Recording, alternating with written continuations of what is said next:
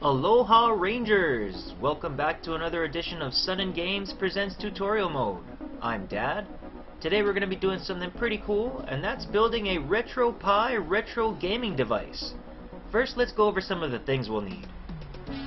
I got most of these parts a la carte, but they do make pre-made kits that have most, if not everything you need, available for purchase online. First is your Raspberry Pi motherboard. We went ahead and got the new Raspberry Pi 4 8GB version. The RetroPie software that supports the new Pi 4 came out recently, which is actually what prompted this build. We're going to go ahead and download that together later in this video. Next, we've got our power supply. This came as a combo from CanaKit with this external kill switch or Pi switch. The Pi 4 requires a 3.5 amp power supply with a USB-C connector. The previous Raspberry Pis used a micro USB power supply, so unfortunately no recycling. Next we have our micro SD card and micro SD card reader. We went with a 32GB Samsung Evo Plus. It is very important that this be from a reputable company. I've tried with generic cards in the past and the system was completely unusable. This is going to house our operating system and our game files. This can pretty much be anything. The Pi 4 uses micro HDMI output ports, so you'll need an adapter to get this connected to a monitor or TV with an HDMI cable. We have a universal USB gamepad. And last but not least, our case. So the very first thing we're going to do is assemble our Raspberry Pi with the case. In our case came with a cooling fan and a couple of heat sinks. So what we're going to do is we're going to go ahead and apply the heat sinks onto the motherboard here. So not a requirement, but I have found that tweezers are helpful in installing heat sinks onto the Raspberry Pi boards because they're so small. The heat sinks that come with these cases will have adhesive already pre-applied to the bottom. You just need to peel off that little backing and stick it right on there. You're going to want to center your heat sinks as best as possible. Try to make sure they're even before applying a little bit of pressure to make sure that it's not going anywhere. The last thing you're going to want to need to do is pull one of these off. You probably can if you need to, and you should be okay, but best to avoid that if possible. After installing our heat sinks, we can go ahead and secure it into our case.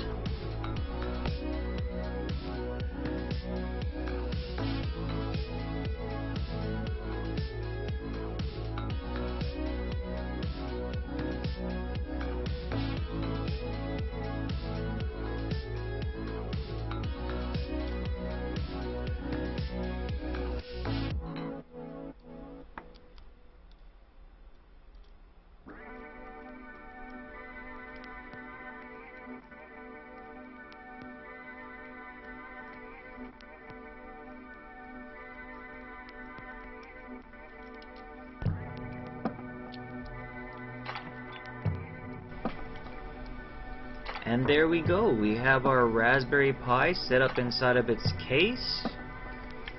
Nice and protected, got the fan there, keep it cool, excellent. Now that the device is built, we need to go ahead and download a couple of files. The first of which is the Raspberry Pi image. Make sure you download the appropriate file for the Raspberry Pi board that you have. And the next file is for a program called Etcher. We're going to need this to burn that image onto the SD card. Before we do that, we need to go ahead and format our SD card. Go ahead and put that into our SD card reader and insert that into an available USB port on the computer.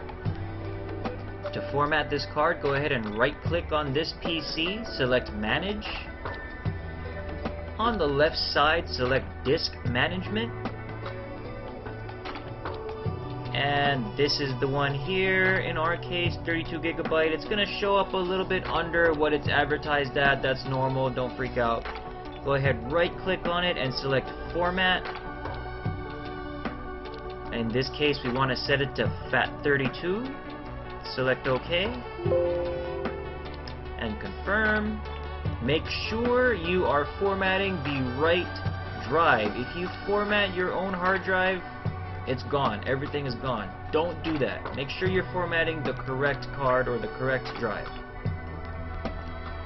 Once that's done, we can go ahead and write the image to the SD card, launch Etcher.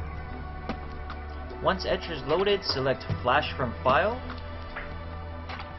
Select the image that we downloaded from RetroPie earlier. Make sure we're writing it to our SD card, and select Flash. After it's done writing, go ahead and insert that SD card into your Raspberry Pi. Getting closer to the moment of truth here. Alright, so we got everything plugged in. Let's turn it on.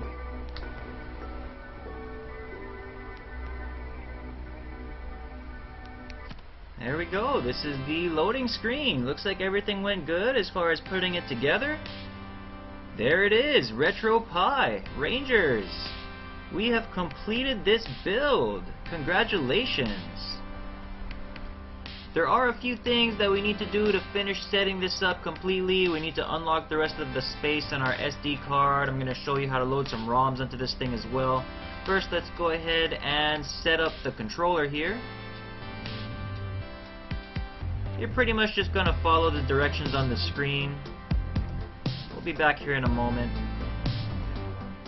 Now that we got that set up, let's unlock the rest of the space on our SD card. Select Configuration. And then head over to Raspi Config. Once this loads up, head over to Advanced Options. And then select Expand File System.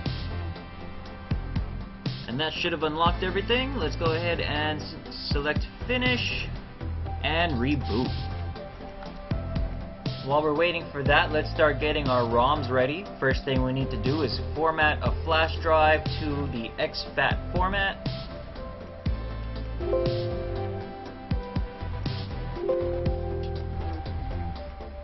Now that the reformatting is done, we need to go ahead and open up that flash drive and add a new folder in here called RetroPie, all lowercase.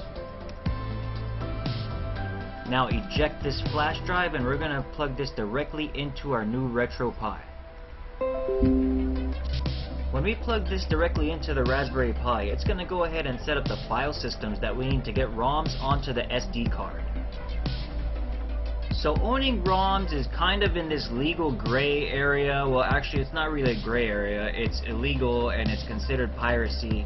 My understanding of that is unless you own a physical copy of the game that you have a ROM for, it is not legal.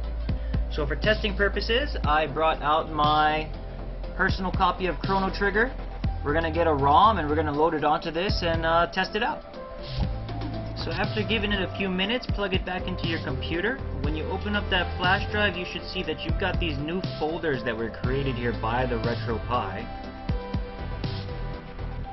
So we won't talk about where to get ROMs just because of the legal issues surrounding them, but if you have any questions, feel free to send me a message. You know, we'll try and do everything as legal as possible. I'll answer them the best that I can. Let's go ahead and load up this Chrono Trigger ROM.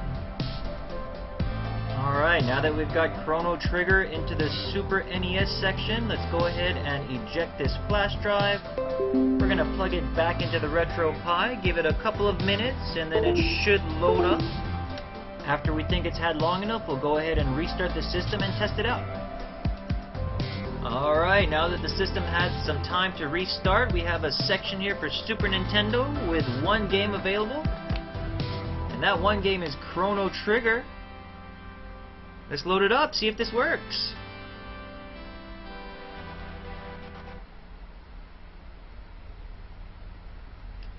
There we go. Sound and everything. Oh man. Oh, I remember playing this game with my dad when I was younger. Rangers, thank you so much for joining us on this edition of Sun & Games Presents Tutorial Mode. We went ahead and we made this RetroPie from start to finish. If you have any questions or comments, feel free leave them below or send me a private message if you like. Otherwise, I'm going to sample this out. Thanks for joining us. I'll see you next time. subscribe.